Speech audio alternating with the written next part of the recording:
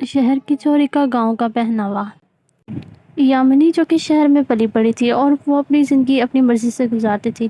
اس کا پتا نریش جو کہ اپنا کاروبار چلاتا تھا اور اس کا اپنا بزنس تھا، اس نے اپنی بیٹی کو کبھی بھی کسی کام سے روکا نہیں تھا اور پوری چھوٹ دے رکھی تھی اپنی مرضی سے آنے جانے کی۔ وہ اپنی مرضی سے ہر کام کرتی تھی اور میں آتی جاتی تھی، اور کبھی کبھی تو وہ گھر پہ بہت دیر سے بھی لوٹتی تھی۔ اسی طرح سے کچھ وقت گزرتا ہے تو نریش کو اپنی بیٹی کی یہ عادت بہت پریشان کرنے لگ جاتی ہے، وہ اس کے لیے فکر کرنے لگ جاتا ہے۔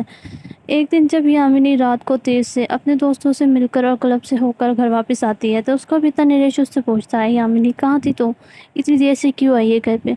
پاپا، میں کوئی چھوٹی بچی نہیں ہوں جو ہر کام آپ سے پوچھ کے کروں، اور میں اپنا خیال خود کر سکتی ہوں، کیا اچھا ہے میرے لیے کیا برا ہے مجھے پتا ہے سارا، آپ کو بتانے کی ضرورت نہیں ہے، میں اب بڑی ہو گئی ہوں۔ نریش کو یہ سن کر بہت دکھ ہوتا ہے اور اس کو اس طرح سے کچھ دن گزرتے ہیں اور اس کو یامنی کی اور بھی زیادہ فکر ستانے لگ جاتی ہے۔ ایک دن نیچے نریش نیوز پیپر پڑھ رہا تھا تو یامنی نیچے آتی ہے، اس کا پتا اسے کہتا ہے، یامنی آج تو باہر نہیں جائے گی، کچھ لوگ تیرا رشتہ دیکھنے کے لیے آ رہے ہیں آج۔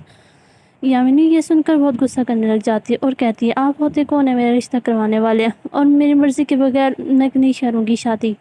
یامنی، جیسا میں نے کہا ہے ویسا ہی ہوگا، اگر تو آج گھر سے باہر گئی تو مجھ سے برا کوئی نہیں ہوگا، چپ چاپ جا کے اپنے کمرے میں بیٹھ جاؤ۔ اور یہ کہہ کے نریش وہاں سے چلا جاتا ہے اور یامنی بھی غصے میں آ کے اپنے کمرے میں چلی جاتی ہے۔ اور اس طرح سے کچھ وقت گزرنے کے بعد نریش کا ایک دوست جو کہ گاؤں میں رہتا تھا وہ ان کے گھر آتے ہیں، اور اس کا بیٹا، اس کی پتنی اور وہ ہوتے ہیں۔ ان کو نریش نے ہی بلایا ہوتا ہے جو کہ اپنی بیٹی کے رشتے کے لیے۔ نریش انہیں سب کچھ بتا چکا ہوتا ہے اور وہ اس کو پتا ہوتا ہے کہ اس کی بیٹی کو سیدھے راستے پہ لانے کے لیے یہی طریقہ بہتر رہے گا۔ وہ لوگ یامنی کو دیکھنے کے لیے آتے ہیں اور وہ ساتھ میں رشتہ پکا کر کے چلے جاتے ہیں وہاں سے۔ اس کے بعد نریش اپنی بیٹی کے کمرے میں جاتا ہے اور یامنی سے کہتا ہے، دیکھو یامنی، تمہیں میری بات ماننی ہوگی، میں نے تمہاری شادی کر رہا ہوں اور تمہیں شادی کرنی ہوگی۔ میں نے اپنے دوست کے بیٹے سے تمہارا رشتہ پکا کر دیا جو گاؤں والے ہیں۔ تبھی وہ اپنے باپ سے بھی لڑنے لگ جاتی ہے، پاپا، میں نے آپ سے کہا ہے کہ مجھے ابھی شادی نہیں کرنی، اور میں کوئی چھوٹی بچی نہیں ہوں، میں اپنا فیصلہ خود کروں گی اور مجھے ابھی شادی نہیں کرنی، میں اپنی زندگی کے فیصلے خود لے سکتی ہوں۔ تبھی اس کا پتا کہتا ہے کہ نہیں، تجھے شادی کرنی ہوگی، اب میں نے رشتہ پکا کر دیا تمہارا، اور تمہاری ماں کی بھی آخری یہ خواہش تھی کہ جب تم 24 سال کے ہو جاؤ تو تمہاری شادی ہو جائے۔ تبھی وہ اپنی ماں کا نام سن کے تھوڑی دیر خاموش ہو جاتی ہے اور اس کا پتا کہتا ہے کہ میں بھی یہی چاہتا ہوں کہ تمہاری شادی ہو جائے جلد سے جلد اور میرے سر سے یہ ذمہ داری اتر جائے۔ اسی طرح سے یامنی کو وہ سمجھاتا ہے تو یامنی کہتی ہے کہ اچھا، اگر یہی بات ہے تو ٹھیک ہے، میں شادی کے لیے تیار ہوں۔ یہ سن کر نریش بہت خوش ہو جاتا ہے اور وہ یامنی کو سمجھانے لگ جاتا ہے، دیکھو بیٹا، یہ سب کچھ میں نے تمہارے بھلے کے لیے ہی کیا ہے۔ تو یامنی کہتی ہے، ٹھیک ہے پاپا، اگر آپ کی یہی خواہش ہے تو میں شادی کے لیے تیار ہوں، لیکن میری ایک شرط ہے۔ کیسی شرط؟ میں اب وہاں پہ اپنی زندگی اپنی مرضی سے گزاروں گی، کوئی بھی مجھ پر کوئی پابندی نہیں لگا سکتا۔ تبھی اس کے پتا کہتے ہیں، ٹھیک ہے۔ یہ کہہ کے وہ وہاں سے چلے جاتے ہیں اور پھر یامنی بھی اپنے دوستوں سے ملنے کے لیے چلی جاتی ہے۔ کچھ وقت گزرنے کے بعد یامنی اور راکیش کی شادی ہو جاتی ہے اور یامنی دلہن بن کے راکیش کے گھر گاؤں میں چلی جاتی ہے۔ شادی کی پہلی صبح جب وہ دیر سے اٹھتی ہے تو اس کی ساس اسے کچھ نہیں کہتی، لیکن جب اس کے کپڑے پہنے ہوئے شہری دیکھتی ہے تو وہ اس کی ساس کہتی ہے، بیٹا، یہ سب تم شادی کے پہلے پہنتی تھی، لیکن اب تمہیں یہاں پہ ساڑی پہننی پڑے گی، ہمارے یہاں بہویں شادی کے بعد ساڑی ہی پہنتے ہیں، اور ہمارے گاؤں کے لوگ ہیں وہ لوگ دیکھ کے باتیں بنائیں گے، تمہیں ساڑی پہننی ہوگی، اور یہ سب کچھ شہروں میں پہنا جاتا ہے، یہاں پہ نہیں۔ یامنی چپ چاپ اپنی ساس کی باتیں سن رہی ہوتی ہے اور اس کو بہت برا لگ رہا ہوتا ہے، لیکن اپنی ساس کا الٹا جواب دینا غلط سمجھتی ہے اور وہ جواب نہیں دیتی۔ اس کے بعد یامنی اپنی ساس سے کہتی ہے، ماں جی، میں شروع سے ایسے ہی کپڑے پہنتی آئی ہوں اور میں نے پاپا سے بھی کہا تھا کہ شادی کے بعد کوئی مجھ پہ زبردستی نہیں کرے گا، میں اپنی مرضی سے ہی کپڑے پہنوں گی، اٹھنا آنا جانا میرا اپنی مرضی سے ہوگا۔ تبھی اس کی ساس اسے پیار سے سمجھاتی ہے، دیکھو بیٹا، میں نہیں چاہتی کہ ہمارے گاؤں کے لوگ ہماری بہو کو بری نظر سے دیکھیں اور اس پر سوال اٹھائیں، اس لیے میں کہتی ہوں کہ تمہیں ساڑی پہننی ہوگی۔ ہمارے یہاں بہوؤں کا یہی رواج ہے، شادی کے بعد وہ لوگ ساڑی ہی پہنتی ہیں، لیکن مجھے ساڑی پہننی نہیں آتی۔ تو کیا ہوا بہو، ساڑی پہننی نہیں آتی تو آہستہ آہستہ آ جائے گی، یہ کہہ کے وہ چلی جاتی ہے وہاں سے۔ یامنی کو جس نے کبھی ساڑی نہیں پہنی ہوتی لیکن پھر بھی وہ ساڑی پہننے کی کوشش کرتی ہے اور ساڑی پہن کے آ جاتی ہے۔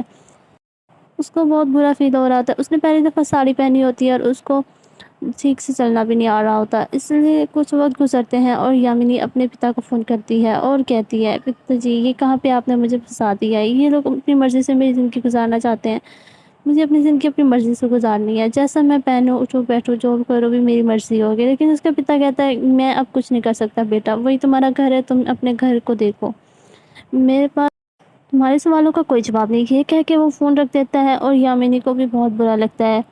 اس کی ساس اس کو آہستہ آہستہ کچن میں سارے کام بھی سکھاتی رہتی ہے اور گھر کے سارے طور طریقے بھی سکھاتی ہے۔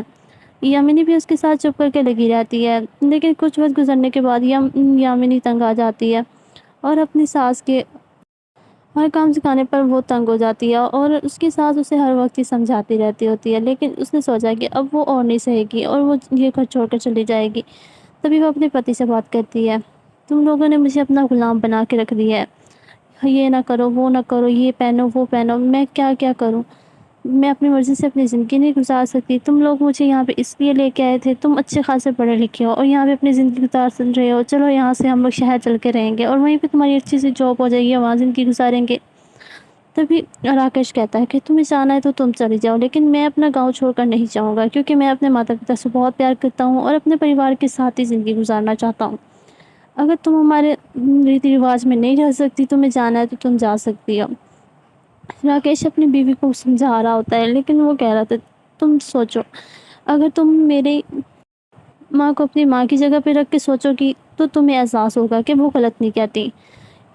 اور تم مجھے ایک جواب دو، کیا تمہاری ماں ہوتی تو تم ان کے ساتھ بھی ایسے ہی بات کرتی؟ وہ تمہیں غلط صحیح سمجھاتی تو کیا تم ان کو بھی ایسے ہی جواب دیتی؟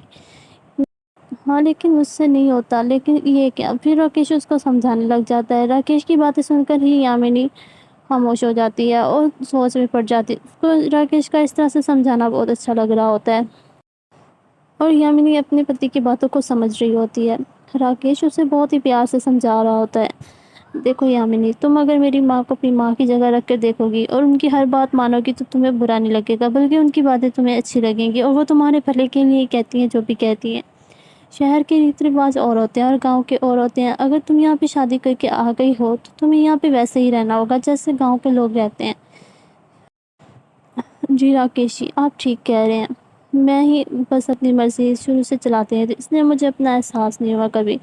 اسی طرح سے کچھ وقت گزرتے ہیں اور یامنی آہستہ آہستہ سے گاؤں کے ریت رواج میں ڈھلنا شروع کر دیتی ہے۔ وہ کھانا بنانا بھی سیکھ رہی ہوتی ہے اور ایسا ایسا کر کے وہ پورے گھر کے ساتھ گھل مل کر بھی رہنے لگ جاتی ہے اور سب ہنسی خوشی رہنے لگ جاتی ہے۔ اس سے یامنی کو احساس ہوتا ہے کہ وہ غلط کر رہی تھی۔